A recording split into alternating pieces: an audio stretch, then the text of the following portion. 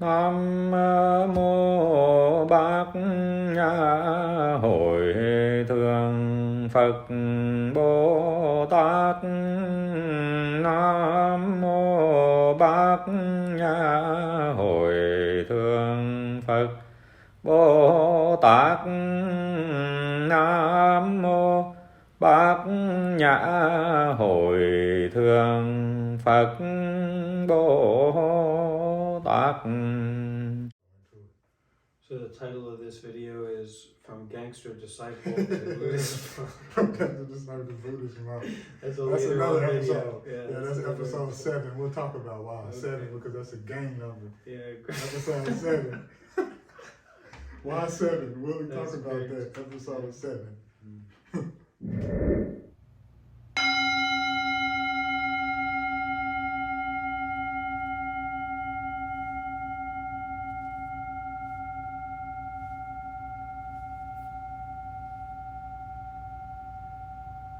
So this is episode 1 of Conversations with Modern Contemplatives.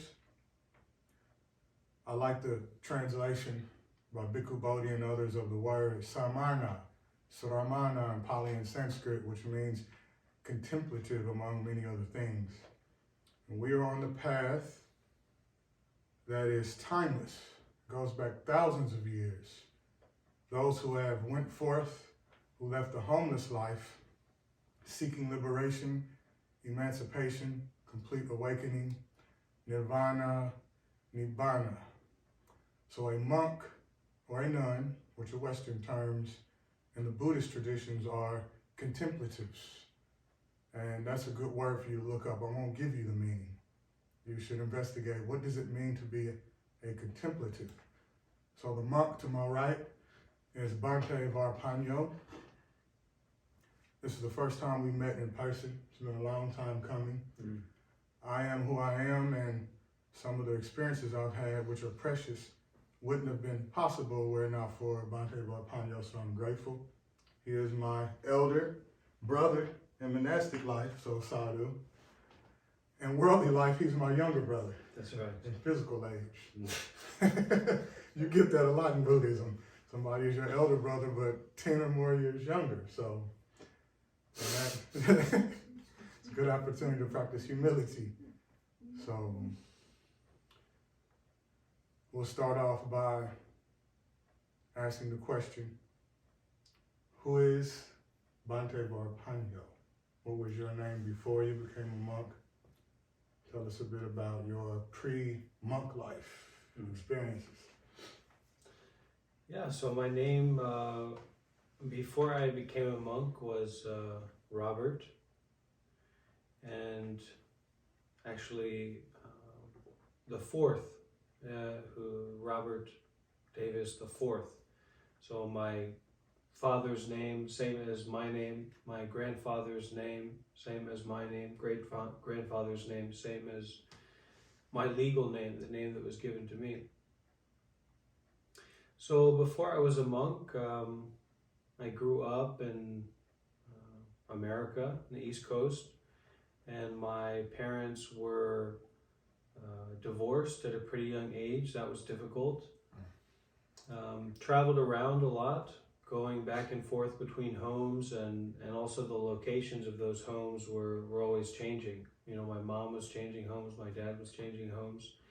So it was in the Washington, D.C. area, Maryland area, but not one particular place. So I never went to one school for more than a few years, sometimes just 1 year. And so I had kind of a scattered upbringing, both in family life and,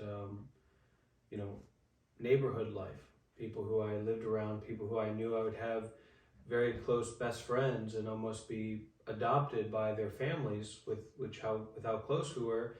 And then bing, bang, boom, you never see them again because you're traveling, you're moving. So that definitely affected me a lot as I was growing up. That changing from place to place and never having that real deep attachment, which kids need to have, I think, at a young age. You know, it was just so much movement. Most deaf. So eventually, I graduated from high school somehow. You know, my last year of high school, I was basically dropping out. I missed 40 days, 50 days of school, not for like a cool reason, because I was smoking or doing drugs or doing anything. I was just asleep. You know, I was just exhausted by my Lifestyle. Staying up late and not seeing the value in school and not really connecting with why I was going there. So my final year of high school, I couldn't even graduate with my class. I had to go to summer school because I got straight E's in English class. And that's my best subject, actually, is English and language. I really love that, reading and all that. But the teacher in that class would just let me sleep. So I would just sleep every class. And so I failed all 4 semesters of my senior year. After I graduated, I didn't see the point or the meaning in anything. Having a job, going to college, nothing was connecting with me. It wasn't clear about why I would do that. You know, why will I go to college? I didn't have the mindset that I would ever need a job. And that's not because my family was super wealthy. It's just I was able to live at my grandparents' house and, you know, I was staying there doing nothing. So eventually I got into a pretty heavy depression and, you know, anxiousness after high school and just not doing anything. And that led me to start traveling to various places. So I went down to Florida on a whim. You know, I saw like a live-in kind of like healthcare coach job that I found on Craigslist in Florida. So and it was a weird situation, but I went down there. I was there for 2 weeks, and then I met someone. I was 18, 19 at this time. Then I moved up to Florida, or moved up to New York State, upstate New York, and I lived there for a while. And so I kind of went through this process of traveling out and then burning out, you know, things not working out and coming back home. And eventually that traveling became spiritually oriented.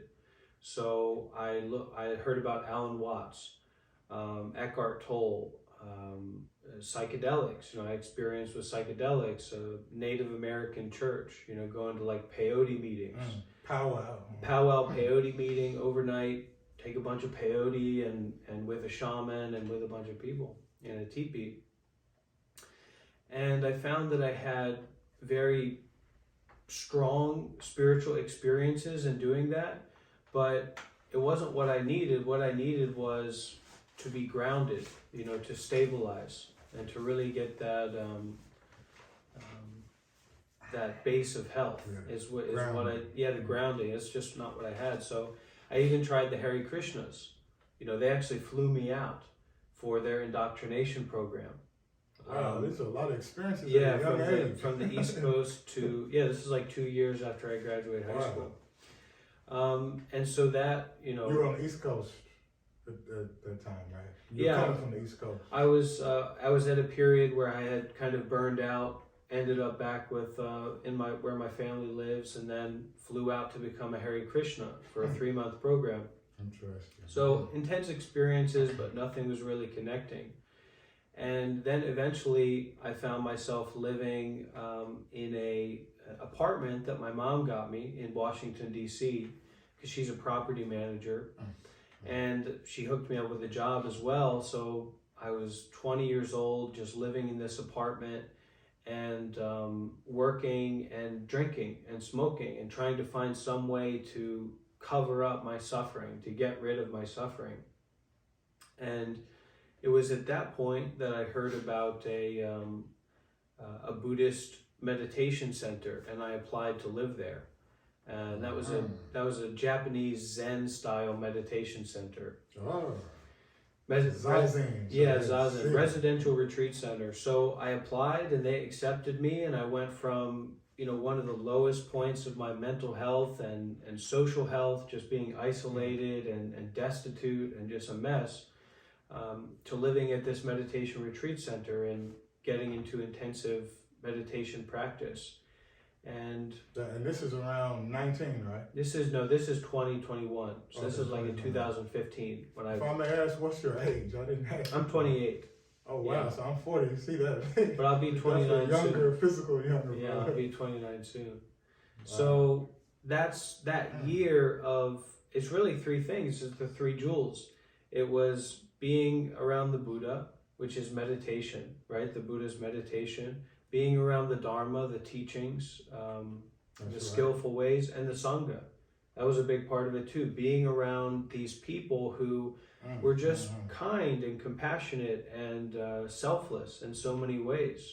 And so to be in that environment for a year, it just drastically changed my mind, and that set me on the path of being a Buddhist and eventually becoming a monk. This is perfect because this will segue into the second question, which is very popular because lay people ask us all the time. What made you become a monk, right? Which are good questions, they're popular, but there's always a different answer every time, right? Many different factors, but whatever you would like to share with us regarding your inspiration. You mentioned Ajahn Brahm. Sure, Ajahn right? Brahm. So he played a role in inspiration, impetus, the part of the force driving you to become a monk. Yeah, Ajahn Brahm's really great. I think I probably didn't know so much about him until after I became a monk. But a few people that I had contact with the Hare Krishna monks. So I knew that was something from my experience with them, that you could like be a monk. And they're not Buddhist monks, but similar in some ways. And then I had this deep experience with meditation and Buddhism. So those were big contributing factors, but the main thing why I became a monk is because I wanted to get away from suffering. You know, I wanted to run away from, I wanted to fix, I wanted to solve suffering. You know, there's this deep awareness, clear awareness of suffering, pain, instability, dissatisfaction, and also an awareness that it's possible to do something about it. From, you know, living at this meditation center and going from such a intensely mentally ill position, really, to being relatively healthy, you know, and even being someone who can help other people deal with their suffering, just from that year of intensive practice. So those influences eventually led me to, when I really reached the point of material success in lay life, like having a good job and a good relationship and good things and all that still wasn't it. I realized that just feeding myself pleasure wasn't, and being able to do that was not the solution to my dissatisfaction. So I had to experience that real success in doing that. And it was at that point that I started the process of leaving behind a home, leaving behind a job, leaving behind a relationship, all these possessions, and reaching out to Buddhist monks, and then moving to Thailand. Yes, you saw the drawbacks, the sorrow, the lamentation, and what for most people is the greatest joy, the greatest aspiration in life. Beautiful woman, sex on deck, right? Sex on hand. Touch of a tap of the smartphone. That's right. Or a text message away. That's right. Right? Most of us back in the day, we would articulate it that way, but that's pretty much our life, you know. That's happiness. That's being successful. Right? But you broke away from that, and you saw the drawbacks, the sorrow, the lamentation, the vexation, and all of that. And I can relate to that as well. I want to go back briefly to something you mentioned, and then end with talking about your zeals, your wholesome passions. We could use that word. The word chanda can be translated in different ways. So in Buddhism, we don't denounce all pleasure and zeal. There's the lofty, the wholesome, the kusala, chanda, such as helping others, which I want to ask you soon about your intentions with working with children and helping them learn English. But back to the psychedelics, because this is something I experienced back in the day. And many people I've noticed have extreme views. They're either totally against it or they're totally into it, and that's all they do, and they have to have it to have breakthroughs. So just briefly, regarding psychedelics and meditations, would you say that you've been able to integrate the insights you had through psychedelic usage into your practice? So, do you think that was beneficial regarding who you are today? Did it play a role in your decision to become a monk, and has it affected your mindfulness and meditation abilities, skills? Yeah. So I think that it did play a role, certainly, because I experimented with psychedelics. A lot of things played roles, some more wholesome, some less wholesome. Psychedelics tend to be right in the middle. Psychedelics are not inherently wholesome. They're not inherently helpful, necessarily. And they're not, I don't think, inherently evil or wrong to do.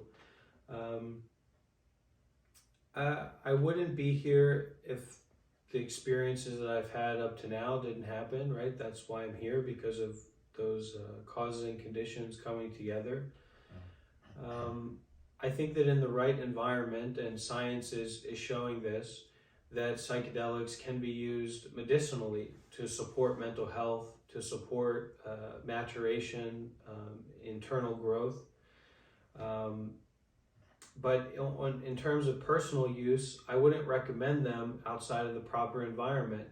And the reality is that you're probably not going to find that proper environment. And it's a kind of risky thing to do. And it goes back to, I don't think they're inherently bad. I also don't think they're inherently good. It's not quite the same as alcohol or opiates. Right. But it's also not, inherently spiritual.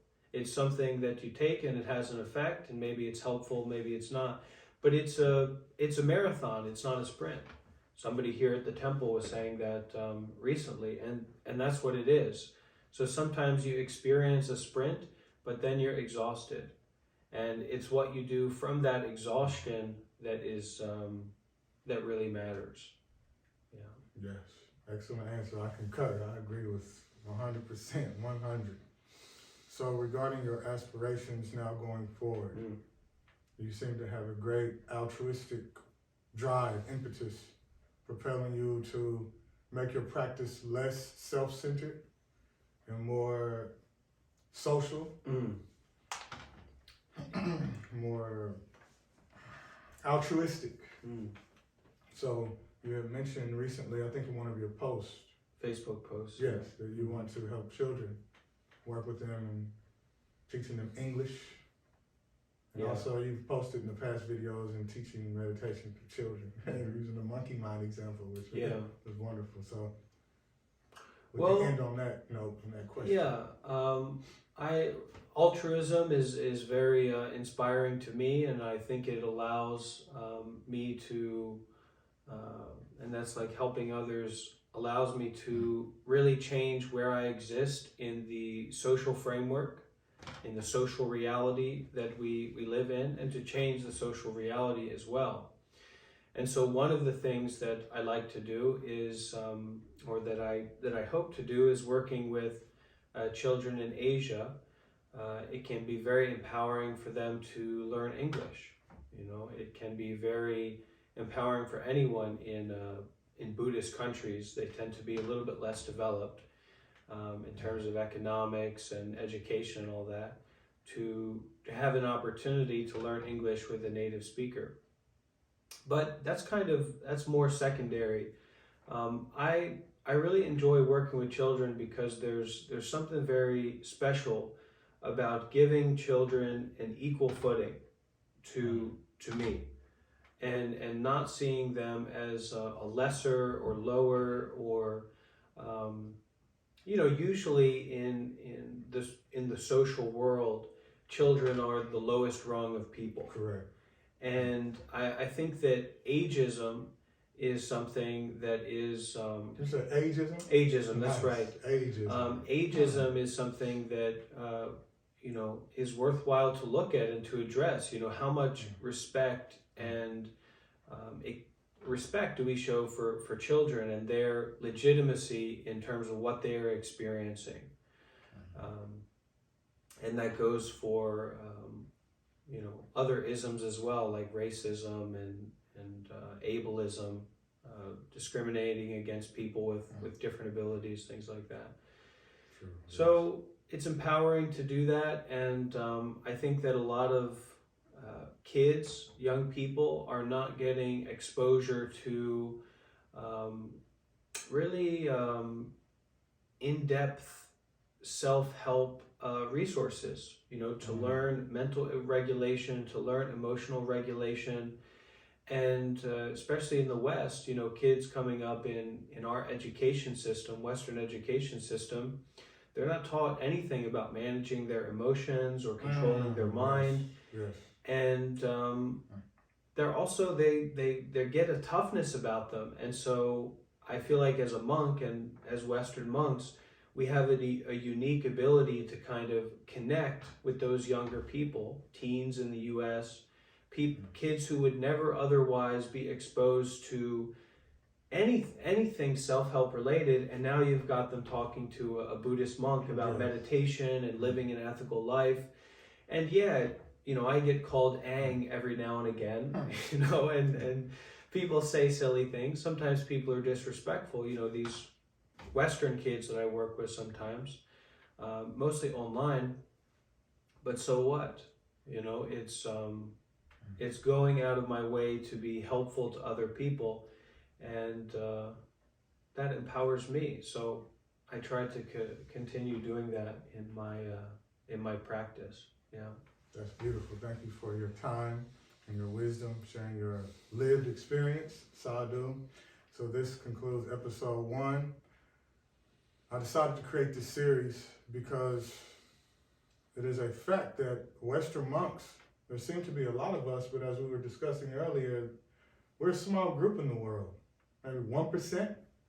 We could actually look up the data. It won't be what we think it is. Sure, it's only very few. Yeah, very few. And when I say Western, I mean Canadian, European, Australian, like Ajahn Brahm and Akaliko Bhikkhu and so on. You can count on your hand the most famous monks that are of Western origin. Yeah. Many of them in the Ajahn Chah, Thai forest tradition. But thanks to technology, we're connected now, and I can create this and share it with the masses. So, sadhu, wadami, buddham, dhanham, sangham, namasami. Thanks for having me, Bhante. Pleasure.